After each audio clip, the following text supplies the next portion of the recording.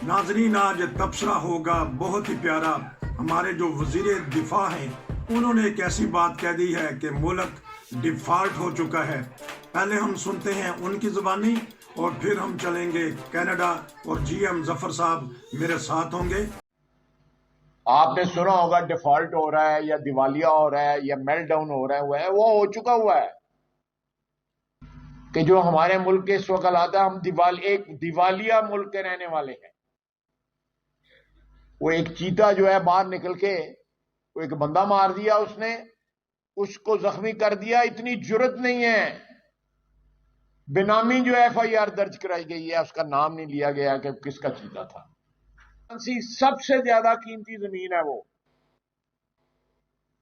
हमें 200-300 million dollar के लिए मैंने खुद देखा है मिन्नतें करते हुए अपने हुक्मरानों को। मैं उनके साथ होता हूं, खुद मिन्नतें करते देखा है।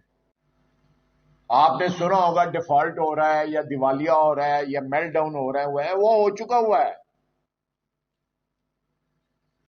मेरे साथ है कनाडा से GM जफर साहब, बहुत अच्छा तबसरा कर रहे हैं। किश्तवाड़ बर्रे सगीर पाको हिंद की जो वहाँ मुसलमानों की हुक्मरानी रही है उस बारे में बड़ा अच्छा बयान दे रहे हैं। सारी दुनिया से बड़े बड़े खुशी के पैगामात आ रहे हैं। आज मैं उनसे लूँगा पाकिस्तानी सियासी हालात के ऊपर कि पाकिस्तान कैसा ऐसा एक इस्लामी और एटमी मुल्क है। एबटाबाद से उसामा बिन लादेन को उठा के ले जाते हैं, चीता निकलता है, वो पकड़ा नहीं जाता, 4-5 घंटे परेशानी रहती है, वो किसी फौजी अफसर का चीता निकल आता है। हेड क्वार्टर में आके दहशतगर्द घुस जाते हैं, वहाँ पुलिस के बंदों को शहीद कर देते हैं। मस्जिद में धमाका होता है, 100 से ज़्यादा पुलिस वाले शहीद हो जाते हैं। और आज ख्वाजा आसिफ का बयान जो है बड़ा ही तशवीशनाक है कि हम डिफॉल्ट हो चुके हैं, एक इस्लामी और एटमी मुल्क। क्या बनेगा जी? अस्सलाम वालेकुम जी। वालेकुम सलाम। आप ठीक ठाक हैं जी? शुक्र है अल्लाह का जी, ठीक ठाक बिल्कुल। खूब बोलते हैं माशाल्लाह, बड़े अच्छे तबसरे करते हैं। मुझे भी नॉलेज आता है। तो आप माशाल्लाह इतना जुबानी है, तो आपने स्कूल के टाइम में पढ़ा लिखा सुना होगा, तो अब तक याद है आपको? जी, ये बड़ा सवाल, कल भी एक मीटिंग थी हमारी, बड़े लोग ये सवाल करते हैं और ये मुझे कहते हैं कि यार आप यो तारीफ इसी बात की कर रहे थे कि आप जुबानी बोलते हो, और वाकई मैं जुबानी बोलता हूँ। जो है ना, मैं वो लिख कर स्क्रिप्ट नहीं बनाता, जो है ना, थोड़े बहुत जो है ना वो हेडिंग जो है ना वो लिख लेता हूँ। लेकिन मेरी असल में बचपन से ही आदत थी कि मैं तारीखी किताबें और सवाने उमरीज लोगों की ये पढ़ता था। तो मैंने जो भी अपनी किताबें संभाली हुई हैं उनके ऊपर ना सारे इंडेक्स लिखे हुए हैं। अच्छा। और मेन वाकयात जो है ना मैं लिख लेता था शुरू में, कि जब मुझे आइंदा के लिए मुझे पूरी किताब न पढ़नी पड़े, मैं बस वो पेज खोलूं और मुझे पता चल जाए कि इस पे क्या है वाकया लिखा हुआ था। तो वो फिर काम आ गई है वो चीज। तो आजकल मैंने सोचा कि सियासत में तो हम रोज की चक एक ही चल रही है, तो क्यों ना कोई रोशन टीवी के लिए ऐसा सिलसिला शुरू किया जाए कि जिसमें लोगों के इल्म में इजाफा हो और हम सबका नुक्ता नजर उसमें बयान करें। कि आम लोग असल में इतने बाइस्ट हो जाते हैं कि हम मुसलमानों को तो बहुत हीरो बढ़ा चढ़ाकर बयान कर देते हैं कि इनसे धुला हुआ कोई है ही नहीं, और दूसरों को बिल्कुल नीचा दिखा देते हैं। तो मैं वो बैलेंस रखने की कोशिश कर रहा हूँ कि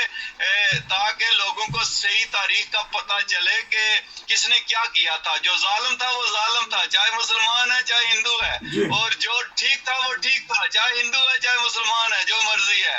तो हम इस पर जरा, इसलिए मैं काम कर रहा हूँ कि जरा इस पर रोशनी डालें, तो लोगों को पसंद आ रहा है। शुक्रिया आपका। लेकिन हम पाकिस्तानी कौम ऐसी हैं, अपने आप पे जुल्म कर रहे हैं। मारने वाला भी मुसलमान, मरने वाला भी मुसलमान। एक शहीद कहलाता है पाकिस्तान में, दूसरा शहीद कहलाता है दूसरे मुल्क में जाके।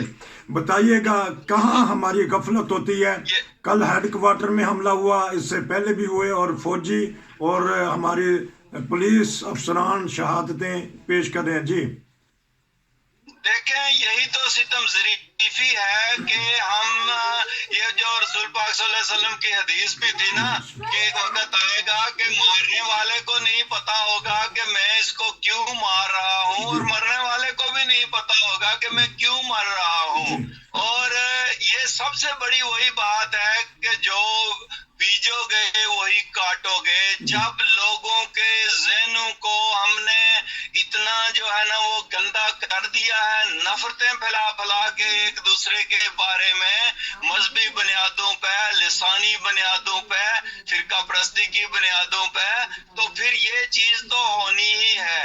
اور یہ نرسریاں وہی ہیں جو ہم نے خود تیار کی ہیں اپنے ہاتھوں سے, اور اب وہ اس کا خمیازہ جو ہے نا وہ بھگتا جا رہا ہے. تو یہ تو ہوگا. اور یہ دیکھیں کہ اب وہ پہلے تو ہوتا تھا کہ کوئی بندہ گیا جا کے کسی مارکیٹ میں بم اڑا دیا, لوگوں کو مار دیا, وہ تو بڑا آسان کام تھا. اب دیکھیں کہ وہ حملے کہاں کر رہے ہیں. ابھی جو یہ نئی لہر شروع ہوئی ہے, ایک بھی حملہ عام آدمی پر نہیں ہوا ہے, ایک حملہ مارکیٹ کسی میں جا کے نہیں ہوا ہے. حملے کہاں ہوئے ہیں؟ پولیس کے اوپر, فوج کے اوپر. تو مطلب کیا ہے کہ انہوں نے آپ کو گلے سے پکڑ لیا ہے, اور آپ کا گلا ان کے ہاتھ, وہ یہ بتا رہے ہیں کہ پاور ہمارے پاس ہے, ہم تمہارے جو ہے نا ہیڈ کوارٹر میں جائیں گے اور وہاں جا کر تمہیں ماریں گے, اور تم کیا حفاظت کرو گے کسی کی, ہم تو تمہیں ہی نہیں چھوڑیں گے. تو یہ بڑی ستم ظریفی ہے. اور یہ ایسے ہی ہوتا آیا ہے, جب اندرونی حالات کمزور ہوتے ہیں تو دشمن ضرور فائدہ اٹھاتا ہے. اور یہ جو وہ دشمن ہے جو ہم نے خود تیار کیا ہوا ہے, جو ہمارے گھر کا بیدی ہے, ہمارے اندر لوگ بیٹھے ہوئے ہیں جو ان کے فیسیلیٹیٹر ہیں, تو یہ کچھ تو ہونا تھا جو کچھ کل کراچی میں ہوا ہے. اندر گھس کے مارا ہے. بتائیے گا آئی ایم ایف نے, آپ نے بھی کہا کہ گلے پڑ گئے ہیں دہشت گرد ہمارے, اور لیکن آئی ایم ایف ہمارے بھی گلے پڑ گیا ہے, ملک ڈیفالٹ ہو چکا ہے. آپ نے بھی سنا خواجہ آصف وزیر دفاع ہیں. دفاع کا تو لوگوں کو morale بڑھانا ہوتا ہے, فوج کا morale بڑھانا ہے. انہوں نے تو خود ہی ہتھیار پھینک دیے ہیں. کیسے یہ وزیر دفاع ہیں؟ انہوں نے کہا کہ ملک ڈیفالٹ ہو چکا ہے, ہم ڈیفالٹ میں بس رہے ہیں. جی بس دیکھیں, ایک تو بات تو صحیح ہے کہ ڈیفالٹ تو یہ ہو چکے ہیں, پیسہ ان کے پاس ہے ہی نہیں ہے. جو آئی ایم ایف ہے, آئی ایم ایف کس کے اشاروں پہ ناچتا ہے؟ جو بندہ آپ کو پیسے دے گا وہ اپنی بات منوائے گا نا. آپ کو کیا پتا کہ اس کے پیچھے کیا کیا گیمیں چل رہی ہیں. اور دوسرے یہ کہ آپ کا جو کہ مالی لحاظ سے آپ اتنا کمزور ہو چکے ہیں, اور ان جو دہشت گرد ہیں ان کو پتا ہے کہ یہ جو ہے ان کے پاس پیسہ نہیں ہے کہ یہ جو ان دفاعی اداروں کو, پولیس کو یا رینجرز کو یا دوسرے جو ادارے ہیں ان کو یہ دیں گے. ان کو تو دینے کے لیے ان کے پاس تنخواہ ہی نہیں ہوں گی, اسلحہ ہی نہیں ہے, یہ پلاننگ ہی نہیں کر رہے ہیں. تو دہشت گرد کو کیا چاہیے؟ وہ تو بھوکا ننگا روکھی روٹی بھی کھاتا ہے, جا کے بم اڑا دیتا ہے. اس نے کون سی کسی سے تنخواہ لینی ہے؟ اور تنخواہ لینی بھی ہوگی تو کسی کو اغوا کرے گا, اپنے پیسے وصول کر لے گا. اور ان کے بڑے لیڈر یہی کر رہے ہیں, لوگوں کو اغوا کر کے ان سے پیسے لے رہے ہیں. وہ تو ان سے زیادہ مضبوط ہو رہے ہیں, وہ تو ان سے زیادہ طاقتور ہو گئے ہیں. اسی لیے یہ جو ڈیفالٹ ہوا ہے, اس سے بہت بڑی تباہی آنے والی ہے. آپ دیکھیں کہ انہوں نے, ان دہشت گردوں نے اس سے اتنا فائدہ اٹھانا ہے کہ یہ بالکل ان کو جو ہے نا اپنی جان بچانی مشکل ہو جائے گی جب تک یہ عقل کے ناخن نہیں لیتے. اور بات تو وہی ہے کہ وہ جو چیتے والی بات بھی آپ نے جو ہے نا وہ کی کہ اب ایک بندہ جو حکومت سے نکلا ہے وہ رو رہا ہے کہ فلاں چیف نے یہ کر دیا, فلاں نے یہ کر دیا, اور ابھی دوسرے بھی رونا شروع ہو گئے ہیں. جس طرح خواجہ آصف نے بھی بیان دیا, اشارہ صاف ظاہر ہے, جب تک آپ سارے اپنے اپنے اداروں کو اپنے مقام پر رکھنے کے لیے اکٹھے نہیں ہوں گے, ایک ایک کو یہ دبائیں گے, ایک ایک کو یہ ماریں گے, اور آپ چیخو گے, رو گے, جس طرح ابھی رو رہے ہیں یہ سارے, اور ان کو رلا رلا کے اگلے مار رہے ہیں. دہشت گرد بھی ان کو ماریں گے, اپنے ادارے بھی ان کو ماریں گے, اور یہ مار کھانے کے لیے پیدا ہوئے ہیں کیونکہ انہوں نے نفرتیں بیج دی ہیں اور ان کی نیتیں ٹھیک نہیں ہیں. یہ قوم اسی طرح ذلیل و خوار ہوتی رہے گی, ان کا کوئی حل نہیں رہ گیا. یاسمین راشد صاحبہ کی جو ان سی آڈیو ہے بڑی دلچسپ ہے. وہ کہتی ہیں کہ ساڈی رات سوکھی لنگ جائے گی. وہ جو پولیس افسر ہیں ڈوگر صاحب ان سے گفتگو کر رہی ہیں کہ خدا را سانو سون تے لین دیو سکون نال. عمران خان کو گرفتار کرنا چاہتی ہے حکومت. اب کیا بنے گا؟ آڈیو لیک کے بارے میں بتائیے گا. ہمارے ججز بھی اس میں شامل آ گئے ہیں. یہ کالا دھندا ایسا چلا ہے, اس کی کوئی روک تھام تو کرنے والا ہوگا نا؟ دیکھیں نصیر صاحب, بات وہی ہے نا کہ میں کہتا ٹھیک ہوں. اب جو عمران خان بول رہا ہے وہ ٹھیک بول رہا ہے, لیکن اس وقت کیوں نہیں بولا جب یہ وزیر اعظم تھا؟ اس وقت اس نے کیوں نہیں روک تھام کی جب یہ وزیر اعظم تھا؟ بے شک اس کو اپنی وزارت عظمیٰ کھونی پڑتی, کھود تو پھر بھی گیا ہے نا. اگر یہ جب وزیر اعظم تھا یہ کہتا کہ میں نے باجوہ تم کون ہوتے ہو میری جو ہے نا وہ ٹیپیں کرنے والے, باجوہ اس کو نکال بھی دیتا تو یہ ہیرو بنتا. یہ کہتا کہ جی میری ٹیپیں ریکارڈ ہو رہی تھی میں نے نہیں کرنے دی. یہ ادارہ جو ہے نا یہ ناک ڈال رہا تھا, ٹانگیں اڑا رہا تھا میرے کام میں نے نہیں ہونے دیا. بات تو تب بنتی تھی نا جب آپ وزیر اعظم ہوتے ہو, اس وقت ان کے جوتے تم بھی چاڑتے ہو, اور جب وزیر اعظم سے یا حکومت سے ہٹ جاتے ہو پھر کہتے ہو جی فلاں یہ کر رہا تھا فلاں یہ کر رہا تھا. جب تک یہ اپوزیشن, جب تک یہ جو ہے نا وہ حکومت, یہ سارے مل کر اس بات کا تہیہ نہیں کریں گے کہ ہم نے اداروں کو اپنی جگہ پہ رکھنا ہے تو پھر رکھے نا. اگر ادارے چلیں باہر سے کہہ رہے ہیں, یہ کہتے ہیں جی نہیں, وہ تو سامنے آ کے کہہ دیتے ہیں جی ہم نیوٹرل ہیں, لیکن نیوٹرل ہے نہیں, تو پھر مل کر نیوٹرل کرو نا. کیوں نہیں کر رہے ہو؟ جب تک یہ اکٹھے مل کر بیٹھیں گے نہیں اس وقت تک یہ نیوٹرل والے بھی نیوٹرل نہیں ہوں گے اور یہ اسی طرح ذلیل ہوتے رہیں گے. بات یہ ہے کہ جب آپ اقتدار میں آتے ہو تو آپ بول نہیں سکتے. جب بھی کوئی غلط کام کر رہا ہو کیوں آپ نہیں کہتے کہ یہ کام غلط ہے؟ بھائی میری حکومت جاتی ہے تو جائے, میں یہ نہیں کرنے دوں گا. بات تو تب بنتی ہے نا. تو یہ اس لیے یہ کرتے ہیں, جب نکل جاتے ہیں پھر پیٹتے ہیں. نواز شریف بھی بار بار پیٹا کہ مجھے کیوں نکالا مجھے کیوں نکالا. اب عمران خان بھی پیٹ رہا ہے مجھے کیوں نکالا.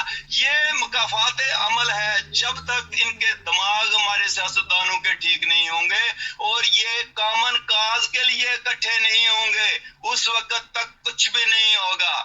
جب تک یہ ان اداروں کو اپنے مقام پر نہیں رکھیں گے کچھ بھی نہیں ہوگا. اور اللہ کرے کہ اب جو ہے نا اگر ان سب کو عقل آ جائے تو کسی جگہ اکٹھے بیٹھیں اور مل کر فیصلہ کریں کہ آئیں ہم سیاستدان ہیں, مل کر ایک دوسرے کے ساتھ بیٹھ کر کوئی حل نکالتے ہیں اور پھر ٹھیک ہے ہر ایک کو اپنا جو آئینی کردار ہے وہ ادا کرنا چاہیے. آئین سے باہر نہ نکلنے دیں. پھر کیوں نکلنے دیں؟ اچھا آپ کی کیونکہ مصروفیت ہے 2 منٹ کا ہے وقت, تاکہ میں ایک چھوٹا سا سوال کر لوں.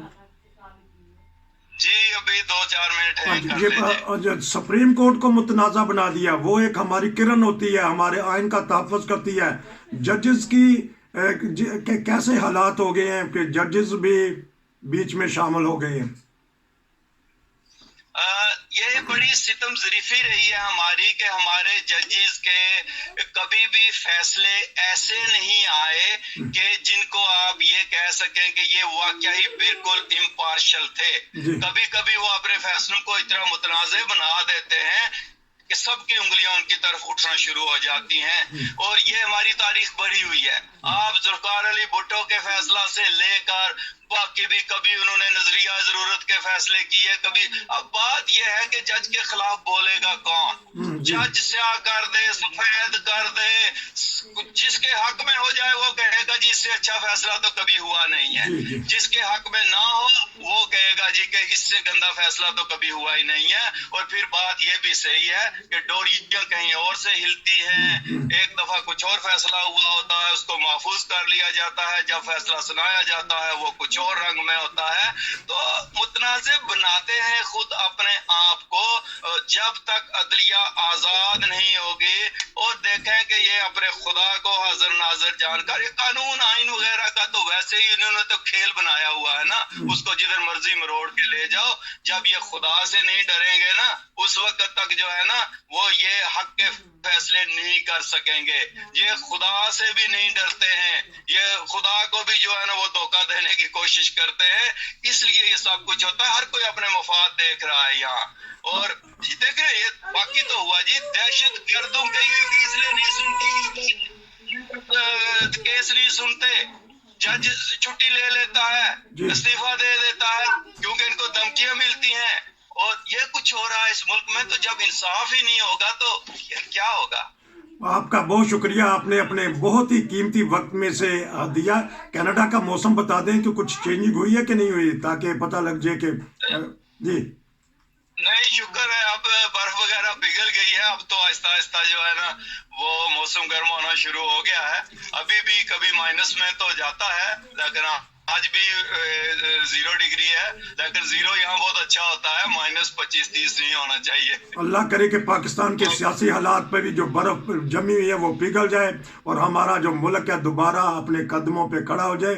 ये थे हमारे GM जफर साहब, कनाडा से बहुत ही प्यारा तबसरा करते हैं। नसीर को इजाजत जी, आपका बहुत शुक्रिया जी। अस्सलाम वालेकुम। वालेकुम अस्सलाम।